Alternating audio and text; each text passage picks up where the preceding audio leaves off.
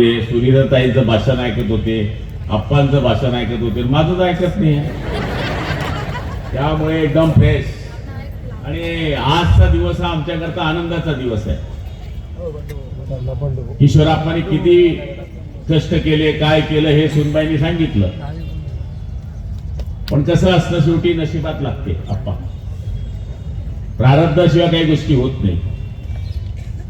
तुमच्या पाचोरा तालुक्यामध्ये तुम्ही केलेली विकासाची कामं, शहराशी ठेवलेली बांधिलकी, सर्व जाती धर्मियाच्या लोकांचा असलेला आशीर्वाद, त्यातल्या त्यात लाडक्या बहिणींचा असलेला आशीर्वाद. मी तर नेहमी सांगतो, ये थोडा बेईमान हो सकते भाई, पण हे बेईमान नाही होत. यांच्या सभेला मी कुठे गेलो तर आपण कृष्णापुरीमध्ये काय गर्दी होती बायांची, बापरे बापरे बापरे. हा, त्यांची हवा पाहिली मी त्या दिवशी. मी घाबरायलाच तयार नाही बायामधून. सभेमध्ये तुमच्या बरोबर बोलायच्या, माझ्या सभेमध्ये तुम्ही गेल्यानंतर माझ्याशी मधून कोणतरी बाई बोलायची. ते एवढं मजबूत काम त्यावेळेस समजून गेलो होतो की तुमचा कार्यक्रम पक्का झालाय. त्यामुळे आता विरोधकांना बोलू नका, वाघ पिंजऱ्यात आहे, काही बोलायचं गरज. कोणी पिंजऱ्यात गेला, कोणी इकडे गेला, कोणी तिकडे गेला. आता आपण निवडून आलो, आपण सगळ्यांचे नगराध्यक्ष आहे. ते जरी आले तरी त्यांना पाणी पाजा. म्हणजे हे आपलं लोकशाही आहे. ही लोकशाहीमध्ये निवडणूक संपली की सगळ्या गोष्टी संपतात. माझ्या धरणगावमध्ये मी निवडणूक हारलो, 23 पैकी माझे 15 नगराध्यक्ष आले. म्हणजे शरीर आलं मुंडकं गेलो. पण मी निवडून झाल्यानंतर दुसऱ्या दिवशी ते सगळे मला भेटायला आले, जे निवडून आलेले आहेत नगराध्यक्ष. मी त्यांचं एक आपल्या संस्कृतीप्रमाणे स्वागत केलं. त्यांनी मला पदग्रहण सोहळ्याला परवाच्या दिवशी बोलवलं होतं. त्या कार्यक्रमालाही मी गेलो आणि त्यांना सांगितलं की ज्याप्रमाणे मी पूर्वी काम केलं होतं त्याचप्रमाणे धरणगावचं काम करेल. त्यामुळे तुम्हाला तर आता विरोधकच नाही आहे. जे काही आता आणखी तंबूमध्ये तुम्ही घबराट घालून काही लोक पहिलवान आणखी इकडे प्रवेश करून देते. मास बापू, कोणता बापू, तर मास झालं तर विषय संपला. त्यामुळे यांचा प्रवेश झालाय. त्यामुळे आमदारकी बिमदारकी हा विषय आता फार लांब आहे. आता आपली एकच निवडणूक आहे, ती झेडपी पंचायत समिती. तुम्ही तुमच्या मतदारसंघामध्ये युती करणार नाही हे मला माहित आहे.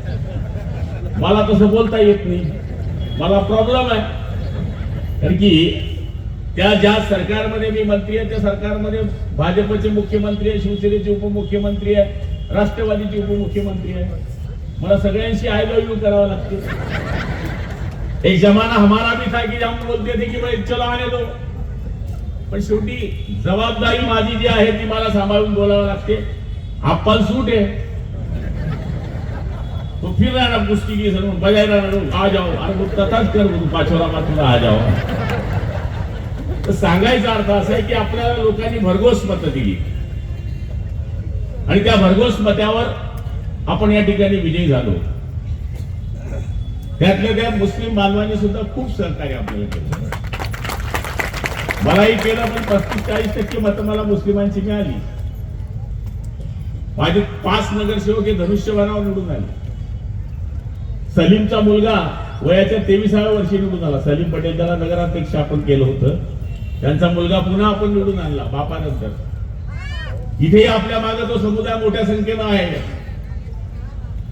आणि आता महिलांना तुम्ही श्रीमंत करायला निघालाय. आता माणसांची काही खेळ नाही. कारण संसाराचा गाडा हाकलणारी कोण असेल तर ती माझी माय बहीण आहे. मी सभेतही नेहमी सांगायचो की हिच्याकडे पहिली बँक होती, पण ती आमच्याच खिशाची चोरायची. पापडच्या दबड्यात, गाडीच्या दबड्यात ठेवायची. पण आता लाडका भाऊ देतो 1500. त्या 1500 मध्ये ती करते, तिला काय करायचंय.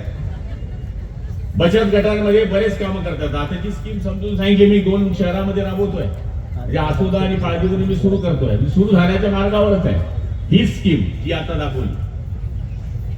सगळ्या प्रत्येक घरावर सोलर. हे जर केलं तर बचत गटाच्या महिलांना उद्योग पण आहे, लाईट बिलापासून बचत पण आहे, सबसिडी पण आहे. पण महिलांना कसं असते, कर्ज नको.